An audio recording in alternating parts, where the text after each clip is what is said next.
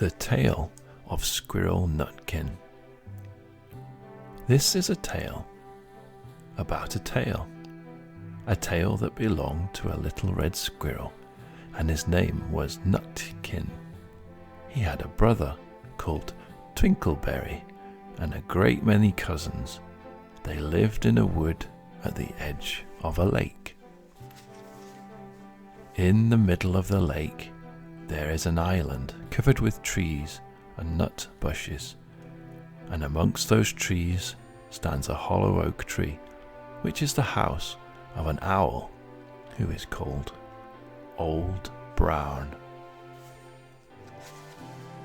One autumn, when the nuts were ripe and the leaves on the hazel bushes were golden and green, Nutkin and Twinkleberry and all the other little squirrels came out of the wood and down to the edge of the lake. They made little rafts out of twigs, and they paddled away over the water to Owl Island to gather nuts. Each squirrel had a little sack and a large oar, and spread out his tail for a sail. They also took with them an offering of 3 fat mice as a present for Old Brown, and put them down upon his doorstep. Then Twinkleberry and all the other little squirrels each made a long bow and said politely, "Old Mr. Brown, will you favour us with your permission to gather nuts upon your island?" But Nutkin was excessively impertinent in his manners. He bobbed up and down like a little red cherry, singing, riddle me, rot, tot, tote, a little wee man in a red, red coat, a staff in hand and a stone in his throat. I'll tell you me this riddle, I'll give you a goat. Now this riddle is as old as the hills. Mr. Brown paid no attention whatever to Nutkin. He shut his eyes and obstinately and went to sleep. The squirrels filled their little sacks with nuts and sailed away home in the evening. But next morning they all came back to Owl Island, and Twinkleberry and the others brought a fine fat mole and laid it on the stone in front of Old Brown's doorway and said, "Mr. Brown, will you favour us with your gracious permission to gather some nuts?" But Nutkin, who had no respect, began to dance up and down, tickling old Mr. Brown with a nettle and singing, "Old Mr. B, riddle me ree, hitty-pitty within the wall, hitty-pitty without the wall. If you touch hitty-pitty, hitty-pitty will bite you." Mr. Brown woke up suddenly and carried the mole into his house. He shut the door in Nutkin's face.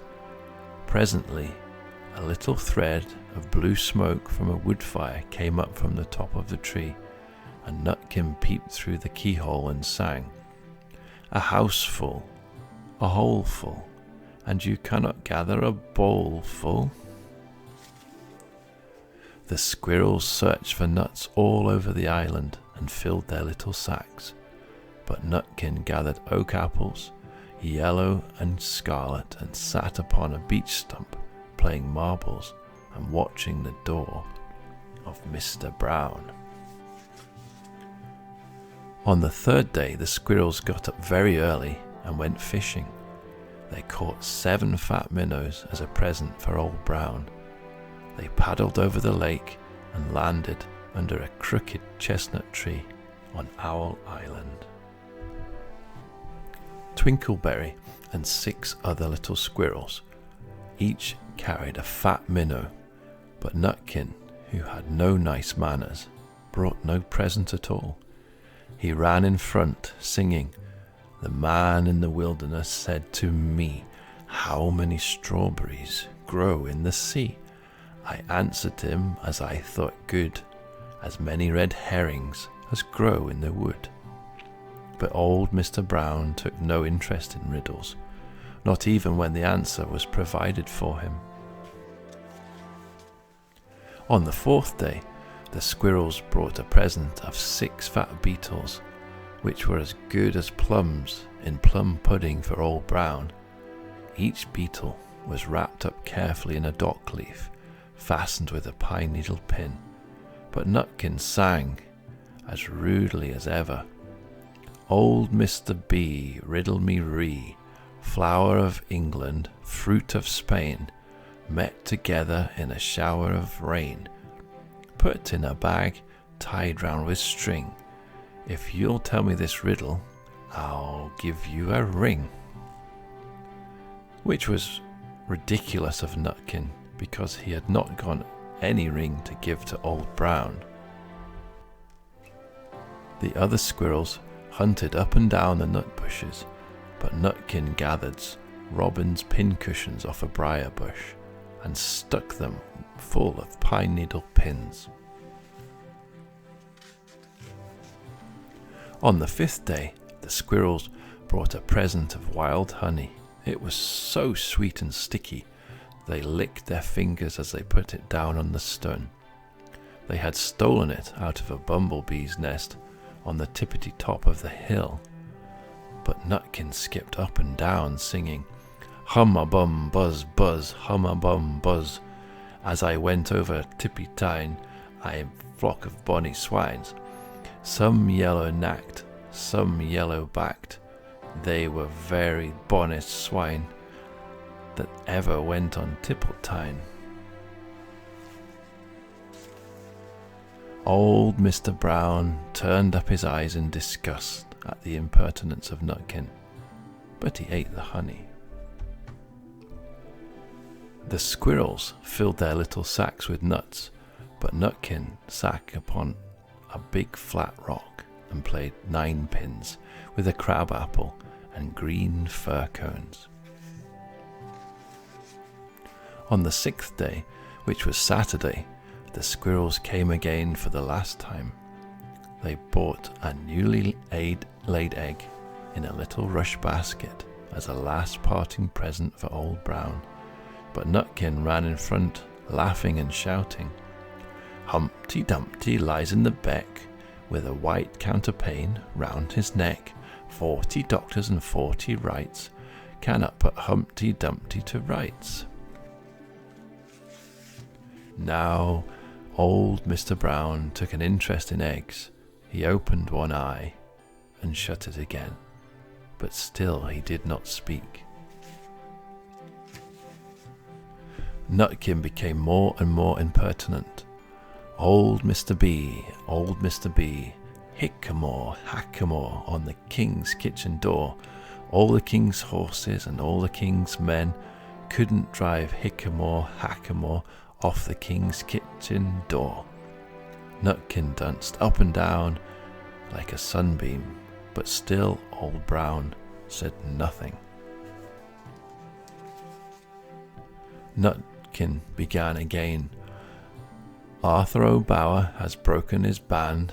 He comes roaring up the land. The king of the Scots with all his power cannot turn Arthur of the bower. Nutkin made a whirring noise to sound like the wind, and he took a running jump right onto the head of Old Brown. Then all at once there was a flutterment and a scufflement and a loud squeak, and the other squirrels scattered into the bushes. When they came back very cautiously, peeping round the tree, there was Old Brown, sitting on his doorstep quite still, with his eyes closed, as if nothing had happened. But Nutkin was in his waistcoat pocket. This sounds like the end of the story, but it isn't. Old Brown carried Nutkin into his house and held him up by the tail. intending to skin him, but Nutkin pulled so very hard that his tail broke in two, and he dashed up the staircase and escaped out of the attic window. And to this day, if you meet Nutkin up a tree and ask him a riddle, he will throw sticks at you and stamp his feet and scold and shout, "Cook, cook, cook, cur, cook." The end. Thank you for listening. Please like and subscribe. Please check out my channel for other stories. And good night. Sleep well.